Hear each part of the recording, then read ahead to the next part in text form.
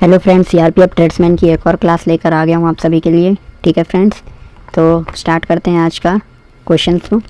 तो आज GK GS से स्टार्ट करते हैं। जीके जीएस में आज आप हमारा फर्स्ट क्वेश्चन है, एलबीडब्ल्यू शब्द किस खेल से संबंधित है।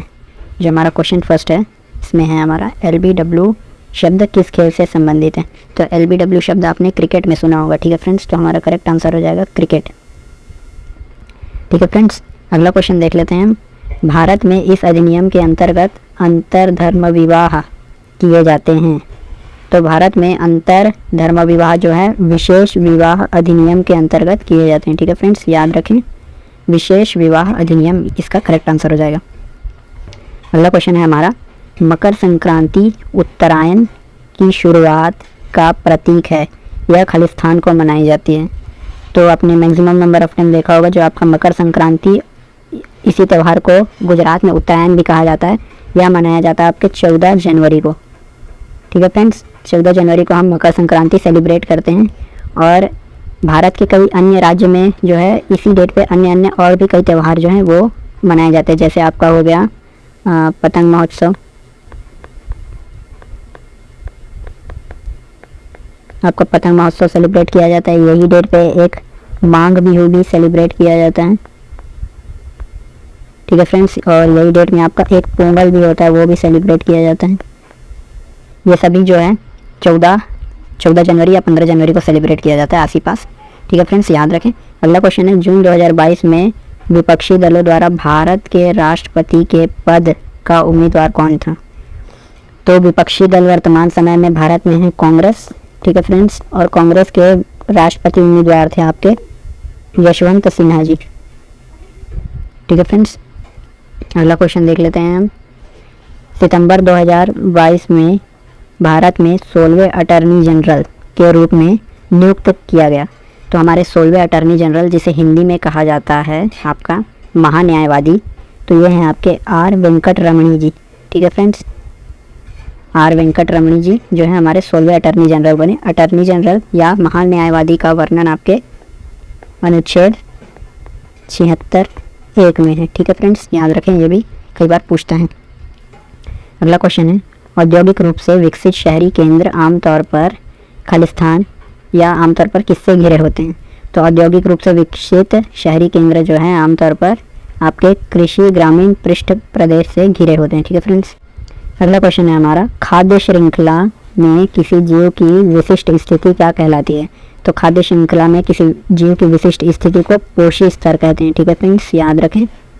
अगला क्वेश्चन देख लेते हैं, किसी राज्य में मंत्रियों को रैंक और विभागों का आवंटन निम्न में से किसके द्वारा किया जाता है। तो किसी राज्य में मंत्रियों को रैंक और विभागों का आवंटन उस राज्य के मुख्यमंत्री के द्वारा किया जाता है। ठीक है फ्रेंड्स, जैसे किसी राज्य में मुख्यमंत्री बनता है वो अपने कैबिनेट का विस्तार करता है।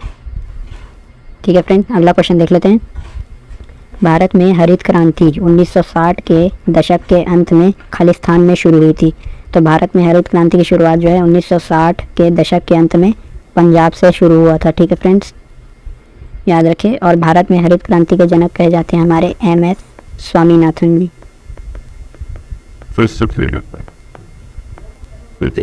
इन्हें भी याद रखें। ठीक है फ्रेंड्स, अगला प्रश्न देख लेते हैं, उन लोगों के लिए क्या शब्द प्रयोग किया जाता है जो नियमित रूप से निर्धनता रेखा के अंदर और उसके बाहर होते हैं। ठीक है फ्रेंड्स, तो ऐसे लोगों को हम चक्रीय निर्धन कहते हैं, जो कभी निर्धनता रेखा के अंदर भी आ जाते हैं और कभी उससे बाहर भी निकल जाते हैं। अगला प्रश्न है, निम्नलिखित में से किस भारतीय शास्त्रीय नर्तक को संगीत नाटक अकादमी फेलो अकादमी रत्न से सम्मानित किया गया है। ठीक है फ्रेंड्स, तो यह अवार्ड से सम्मानित किया गया आपके सोनल मानसिंह जी को। ठीक है फ्रेंड, याद रखें। और सोनल मानसिंह जी का संबंध जो है वो आपके ओडिसी शास्त्रीय नृत्य से है, ओडिसी। ठीक है फ्रेंड, अगला क्वेश्चन देख लेते हैं, विदेशी व्यापार को नियंत्रित करने वाला संगठन निम्न में से कौन सा है। तो विदेशी व्यापार संगठन को नियंत्रित करने वाला संगठन जो है वो आपका विश्व व्यापार संगठन है। ठीक है फ्रेंड्स, और इसको शॉर्ट में याद रखें फ्रेंड, हम शॉर्ट में WTO भी इसी को कहा जाता है। इसी संगठन को शॉर्ट में WTO कहा जाता है। ठीक है फ्रेंड्स, और याद रखें WTO की स्थापना आपकी हुई थी 1995 में। इससे पहले इसका नाम गैट था फ्रेंड्स, फिर 1995 में इसका नाम बदलकर WTO किया गया और इसमें विशेष कुछ परिवर्तन भी किए गए थे। अगला क्वेश्चन है, शेर खान ने खालिस्तान में चौसा में हुमायूं को हराया था। तो शेर खान ने सन 1539 में चौसा के युद्ध में जो है हुमायूं को हराया था। ठीक है फ्रेंड्स, और याद रखें फ्रेंड्स, जो ये हुमायूं है आपका, जो मुग़ल शासक हुमायूं हैं, इसने अपने जीवन में जितने भी युद्ध लड़े फ्रेंड्स, सब में ये हार गया। एक भी ऐसा युद्ध नहीं है जो हुमायूं ने जीता हो। ठीक है फ्रेंड्स, अगला प्रश्न देख लेते हैं हम। खालिस्तान मूल कर्तव्यों को भारतीय संविधान के भाग 4A के अनुच्छेद खालिस्तान में सूचीबद्ध किया गया है। ठीक है फ्रेंड्स, तो भारतीय संविधान में मूल कर्तव्यों की संख्या है 11। ठीक है फ्रेंड्स, 11 हमारा करेक्ट आंसर हो जाएगा। इसके साथ ही जो सेकंड वाला क्वेश्चन है इसी प्रश्न के अंतर्गत अनुच्छेद 51A, ठीक है फ्रेंड्स, अनुच्छेद 51A में सूचीबद्ध किया गया है। अब मूल कर्तव्यों से कुछ इंपॉर्टेंट पॉइंट्स बनते हैं, जैसे कि मूल कर्तव्य लिए गए थे आपके रूसी संविधान से या रूस के संविधान से, याद रखें फ्रेंड्स। इसके साथ ही इसमें इंपॉर्टेंट और क्वेश्चन बनते हैं, जो आपका 42वां संविधान संशोधन हुआ था, कब हुआ था ये? 1976 में हुआ था। इसमें से 42वां संविधान संशोधन के माध्यम से ही भारतीय संविधान में जो है 10 मौलिक या मूल कर्तव्यों को जोड़ा गया था। ठीक है फ्रेंड्स, और वर्तमान समय में अभी 11 मूल कर्तव्य हैं, और भारतीय संविधान में जो है 11वां जोड़ा गया था आपके सन 2002 में, जब हुआ था आपका 86वां संविधान संशोधन। ठीक है फ्रेंड्स, इसके माध्यम से ही जो राज्य सरकार है वह 6 से 14 वर्ष के बालक बालिका या जो बच्चे हैं उन्हें अनिवार्य और मुफ्त शिक्षा प्रदान करने का उनका मूल कर्तव्य बनता है। ठीक है फ्रेंड्स, यही हमारा 11वां था। अगला क्वेश्चन देख लेते हैं। खालिस्तान को एथेनाइक एसिड का रासायनिक सूत्र है। तो एथेनाइक एसिड का रासायनिक सूत्र है आपका CH3COOH। ये आपके एथेनाइक एसिड का रासायनिक फॉर्मूला हो जाता है। ठीक है फ्रेंड्स, अगला क्वेश्चन देख लेते हैं। 2020 ग्रीष्मकालीन पैरालंपिक्स की मेजबानी खालिस्तान के द्वारा की गई थी। तो 2020 ग्रीष्मकालीन पैरालंपिक्स की मेजबानी की गई थी आपके जापान देश के द्वारा। ठीक है फ्रेंड्स, और जापान में यह सभी खेल संपन्न हुए थे, जापान के टोक्यो शहर में। ठीक है फ्रेंड्स, इसके साथ ही याद रखें जो आपका पैरालंपिक्स हुआ था ये आपके ओलंपिक के जस्ट बाद ही हुआ था। और पैरालंपिक्स का आपका याद रखें जो शुभंकर था या मस्कट बोलते हैं जिसे, वो था आपका सोमेटी या इसे ही सोमाइटी भी बोलते हैं। ठीक है फ्रेंड्स, दोनों करेक्ट हैं। इसके साथ ही जो ग्रीष्मकालीन ओलंपिक्स हुए थे नॉर्मल आपके ओलंपिक, इसका था आपका मीराई तोवा। ठीक है फ्रेंड्स, इसका भी याद रखें, मस्कट था मीराई तोवा।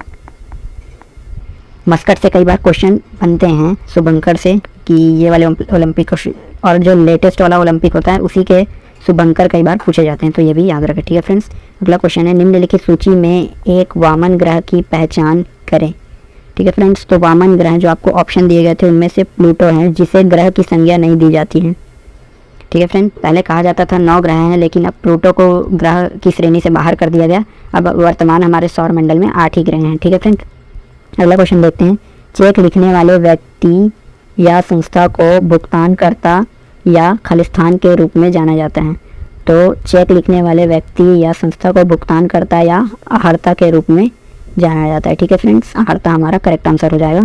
अगला क्वेश्चन देख लेते हैं। निम्नलिखित में से कौन सा नृत्य प्रकार झारखंड से संबंधित नहीं है। ठीक है फ्रेंड, तो जो 4 ऑप्शन दिया गया था उनमें से 3 जो है वो आपके झारखंड से संबंधित थे, लेकिन जो ये लावणी वाला ऑप्शन है, ठीक है फ्रेंड्स, इसका संबंध झारखंड से नहीं है, तो यही हमारा करेक्ट आंसर हो जाएगा।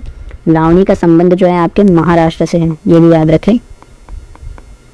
ठीक है फ्रेंड्स, महाराष्ट्र जो है लावणी का करेक्ट आंसर हो जाएगा। अगला क्वेश्चन देख लेते हैं। निम्नलिखित में से कौन से अशोक के शासन में एक प्रांतीय राजधानी थी। तो प्रांतीय राजधानी अशोक के समय में जो तक्षशिला और उज्जैन, यह दोनों ही अशोक की प्रांतीय राजधानी थी। ठीक है फ्रेंड्स, तो ए और बी दोनों हमारे करेक्ट आंसर हो जाएंगे। ठीक है फ्रेंड्स, आज के जीके जीएस में इतना ही क्वेश्चन था। अब देख लेते हैं हिंदी वाले क्वेश्चंस को। तो आज का हिंदी का हमारा फर्स्ट क्वेश्चन है। एक दिन के उपवास के बाद मोहन के पेट में खालिस्तान कूदने लगे। तो एक दिन के उपवास के बाद मोहन के पेट में खाली स्थान कूदने लगे, यह हमारा क्वेश्चन था। उपरोक्त वाक्य में रिक्त स्थान की पूर्ति उचित शब्द द्वारा कीजिए। जो 4 ऑप्शन दिए गए हैं उनमें से हमें सेलेक्ट करना था। तो एक दिन के उपवास के बाद मोहन के पेट में चूहे कूदने लगे। ठीक है फ्रेंड्स, जो चूहे हैं ये हमारा करेक्ट आंसर हो जाएगा। अगला क्वेश्चन देख लेते हैं। आदि से अंत तक वाक्यांश के लिए एक शब्द क्या होगा? तो हमें एक शब्द में उत्तर देना है वाक्य का। तो आदि से अंत तक के वाक्यांश के लिए हमारा एक शब्द होगा अधोपान। ठीक है फ्रेंड्स, ये हमारा करेक्ट आंसर हो जाएगा। अगला क्वेश्चन है, निम्नलिखित वाक्य में रेखांकित शब्द का विकल्पों में से दिए गए शब्दों में से कौन सा शब्द पर्यायवाची नहीं है? यहाँ पे पर्यायवाची नहीं है पूछा है फ्रेंड्स। ठीक है, प्रश्न ध्यान दे। मेरे जीवन का यही एकमात्र लक्ष्य है। तो हमें जो शब्द दिया गया है रेखांकित वह है लक्ष्य। तो इनमें से जो 3 हैं ऑप्शन में वह जो है लक्ष्य के पर्यायवाची हैं, लेकिन जो यह भवन हमें नजर आ रहा है वह लक्ष्य का पर्यायवाची नहीं है। तो यही हमारा करेक्ट आंसर हो जाएगा। बाकी मंजिल, उद्देश्य, निशाना जो है वह लक्ष्य के पर्यायवाची होते हैं। ठीक है फ्रेंड्स, अगला क्वेश्चन देख लेते हैं। जंगल का राजा शेर होता है। वाक्य में प्रयुक्त जंगल शब्द का पर्यायवाची नहीं है। जो 3 शब्द दिए गए हैं 4 ऑप्शन में वह जो है 3 शब्द जंगल के पर्यायवाची हैं, लेकिन एक शब्द जो है वह जंगल का पर्यायवाची नहीं है और वह है आपका अयस। अयस जो है वह जंगल का पर्यायवाची नहीं होता है। ठीक है फ्रेंड्स, बाकी विपिन, कानन, कांतारा ये सभी आपके जंगल के पर्यायवाची होते हैं। अगला प्रश्न है आपका, निम्नलिखित विकल्पों में से किस एक वाक्य में विशेषण का उचित प्रयोग किया गया है? तो विशेषण का उचित प्रयोग किस वाक्य में किया गया है हमें यहाँ बताना है। रमेश घर में है, मोहन गांव में रहता है, सोहन प्रयागराज में है, उसका घोड़ा सुंदर है। तो हमारा जो चौथा वाला ऑप्शन हो जाता है फ्रेंड्स, यह करेक्ट हो जाएगा, क्योंकि इसमें विशेषण बताया गया है। घोड़े की विशेषता है कि वह क्या है, सुंदर है। ठीक है फ्रेंड्स, सुंदर हमारा विशेषण शब्द हो जाता है। तो चौथा हमारा करेक्ट आंसर हो जाएगा। अगला क्वेश्चन देख लेते हैं। निम्नलिखित में से कौन सा एक अकर्मक क्रिया का उदाहरण नहीं है? यहाँ पे उदाहरण नहीं है बोला है। ठीक है फ्रेंड्स, क्वेश्चन ध्यान दे। हंसा रोती है, सीता खाना बनाती है, अशोक हंसता है, सोना चमकता है। तो इसमें जो आपका सीता खाना बनाती है यह आपके अकर्मक क्रिया का उदाहरण नहीं है। ठीक है फ्रेंड्स, बाकी सभी जो है अकर्मक क्रिया का उदाहरण है।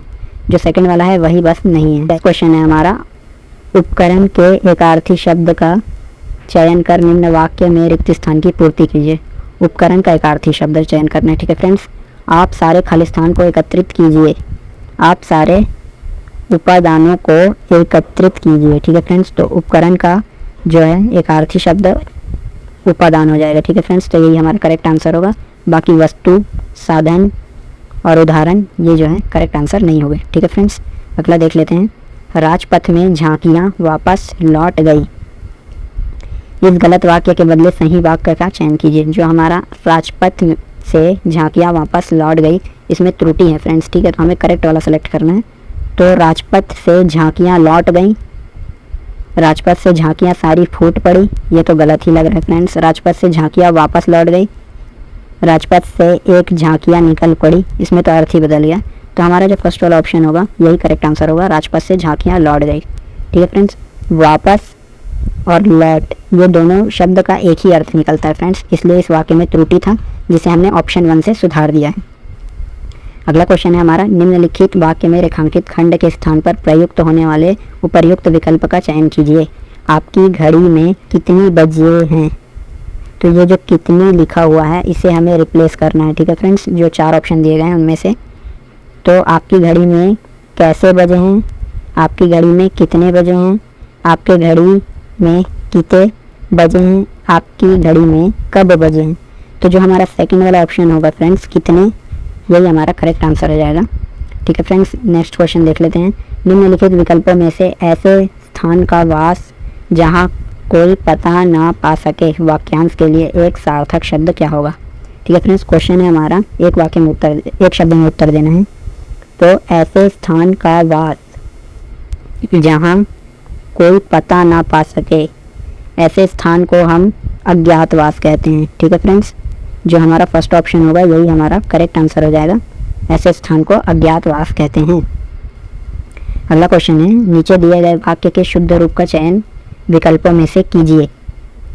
तो वह चारपाई पर बिछोना बिछा दिया, वह चारपाई पर बिछोना बिछा दिया, ये इसमें जो है त्रुटि है। ठीक है फ्रेंड्स, तो हमें शुद्ध वाला सेलेक्ट करना है।